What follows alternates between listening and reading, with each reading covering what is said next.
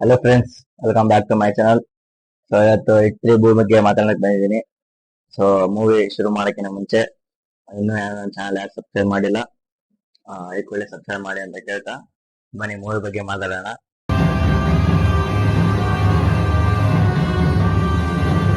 Movie ಐತೆ personally block buster. ಅಷ್ಟು ಚೆನ್ನಾಗಿ ಬಂದಿದೆ ಮೂವಿ. ಥ್ರಿಲ್ಲಿಂಗ್ ಮೂವಿ ಅಂತ ಅನ್ಕೋ, ಥ್ರಿಲ್ಲರ್ ಆಕ್ಷನ್. ಈ ಕಡೆ ಥ್ರಿಲ್ಲರ್ ಜಾಸ್ತಿನೇ ಇಲ್ಲ ಹೇಳ್ಬೇಕು ಅಂದ್ರೆ. ಫಸ್ಟ್ ಹಾಫ್ ಅಲ್ಲಿ ಅಷ್ಟೇ ನಿಮಗೆ ಥ್ರಿಲ್ಲಿಂಗ್ ಸಿಗೋದು, ಆಮೇಲೆ ಸೆಕೆಂಡ್ ಹಾಫ್ ಅಲ್ಲಿ ಫುಲ್ ಬರೀ ಆಕ್ಷನ್ ಇರುತ್ತೆ. ಇನ್ನು ನಿಮ್ಗೆ ಓವರ್ ಆಲ್ 2.5 hour ಮೂವಿಲಿ ಬರೀ 30 minutes ಅಷ್ಟೇ ನಿಮ್ಗೆ ಥ್ರಿಲ್ ಮೂಮೆಂಟ್ಸ್ ಕೊಡೋದು ಅಷ್ಟೇ. ಅದರಲ್ಲಿ ಹೀರೋ ಕಡೆಯಿಂದ ಒಂದು ಟ್ವಿಸ್ಟ್ ಇರುತ್ತೆ, ಹೀರೋಯಿನ್ ಕಡೆಯಿಂದ ಒಂದು ಟ್ವಿಸ್ಟ್ ಇರುತ್ತೆ. ಅದ್ರಲ್ಲೇ ಒಂದ್ ಸ್ವಲ್ಪ ಥ್ರಿಲ್ಲಿಂಗ್ ಅನ್ಸೋದು. ಆಮೇಲೆ ಕೇಸ್ ಬಗ್ಗೆ ಒಂದ್ ಸ್ವಲ್ಪ ಥ್ರಿಲ್ ಇರುತ್ತೆ.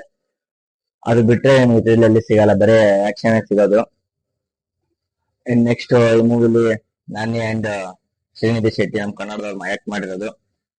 ಸೊ ಅಂಡ್ ಮ್ಯೂಸಿಕ್ ವಿಷಯಕ್ಕೆ ಬಂದ್ರೆ BGM ಅಂತೂ ಏನು ಇಂಪ್ಯಾಕ್ಟೇ ಮಾಡಿಲ್ಲ ಮೂವಿಲಿ. ಅದು ಒಂದ್ ಸಾಂಗ್ ಅಷ್ಟೇ, ಸ್ಟಾರ್ಟಿಂಗ್ಗೆ 2 ಲವ್ ಸಾಂಗ್ ಬರುತ್ತೆ, ಆಮೇಲೆ ನಾನಿ ಸಾಂಗ್ ಬರೋದು. ಮ್ಯೂಸಿಕ್ ಇಂಪ್ಯಾಕ್ಟೇ ಮಾಡಲ್ಲ ಮೂವಿಲಿ. ಯಾವ್ದು ಒಂದು ಹೈಲೈಟ್ BGM ಇಲ್ಲ, ಏನೂ ಇಲ್ಲ. ಅದಂತೂ ಡಿಸಪಾಯಿಂಟ್ ಆಗುತ್ತೆ. ಇನ್ನ ಬಿಫೋರ್ ಇಟ್ರಿಗೂ ಒಂದ್ ಸಣ್ಣ ಕನೆಕ್ಷನ್ ಇರುತ್ತೆ ಅಷ್ಟೇ. 100% ಅಲ್ಲಿ ಒಂದೇ 1% ಅಷ್ಟೇ ಕನೆಕ್ಷನ್ ಇರೋದು. ಅದು ಬಿಟ್ರೆ ಅದೇ ಕೇಸ್ ಬೇರೆ ಇದೇ ಕೇಸ್ ಬೇರೆ. ಲಾಸ್ಟ್ ಕ್ಲೈಮ್ಯಾಕ್ಸ್ ಅಲ್ಲಿ ಒಂದ್ ಕನೆಕ್ಷನ್ ತೋರಿಸ್ತಾನೆ. ಇನ್ನು ಆಮೇಲೆ ನಿಮಗ್ ಬಿಟ್ರೆ ಹಂಗೆ ಇಟ್ 4 ಯಾರು ಅಂತ ಅವರೇ ರಿವೀಲ್ ಮಾಡ್ಬಿಟ್ಟಾನೆ. ಇಟ್ 2 ಅಲ್ಲಿ ಇಟ್ 3 ರಿವೀಲ್ ಮಾಡಿದ್ದ. ಇಟ್ 4 ಅಲ್ಲಿ ಇಟ್ 4 ರಿವೀಲ್ ಮಾಡೋನೆ.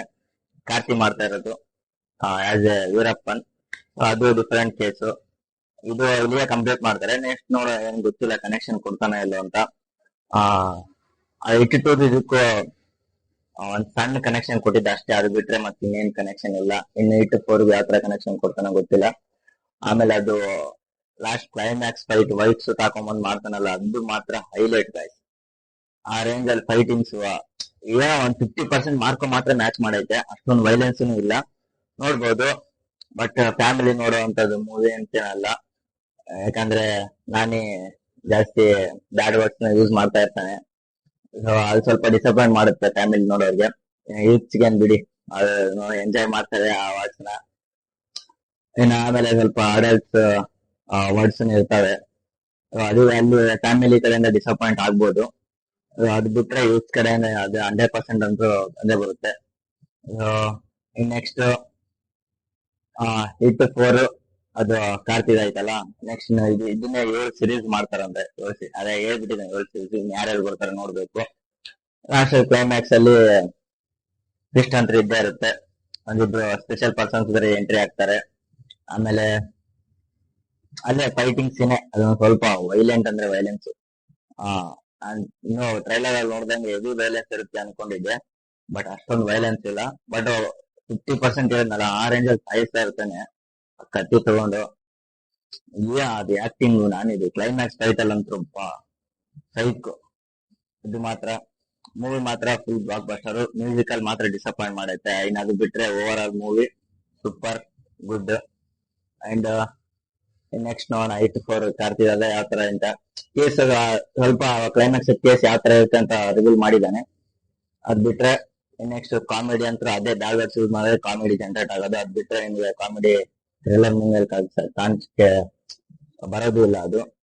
ಇನ್ನು ನೆಕ್ಸ್ಟ್ ಆಕ್ಚುಲ್ ನಾನು ಇಮ್ಯಾಜಿನ್ ಮಾಡ್ಕೊಂಡಿದ್ದೀನಿ ಥ್ರಿಲ್ಲಿಂಗ್ ಮೂಮೆಂಟ್ ಜಾಸ್ತಿ ಇರುತ್ತೆ ಅಂತ, ಬಟ್ ಅದು ಇಲ್ಲ. ಆಕ್ಷನ್ ಜಾಸ್ತಿ ಇರೋದು. ಅದೇ ಹೇಳಿದ್ನಲ್ಲ, ಓವರ್ ಆಲ್ ಅಲ್ಲಿ 30 minutes ಅಷ್ಟೇ ಇರೋದು. ಇನ್ನು ಅದು ಬಿಟ್ರೆ ಆಕ್ಷನ್. ಇನ್ನು 30 minutes ಲವ್ ಸ್ಟೋರಿ ಇರುತ್ತೆ. ಅದು ಹೀರೋಯಿನ್ ಕಡೆಯಿಂದ ಒಂದು ಟ್ವಿಸ್ಟ್ ಇರುತ್ತೆ, ಅದು ಹೈಲೈಟ್.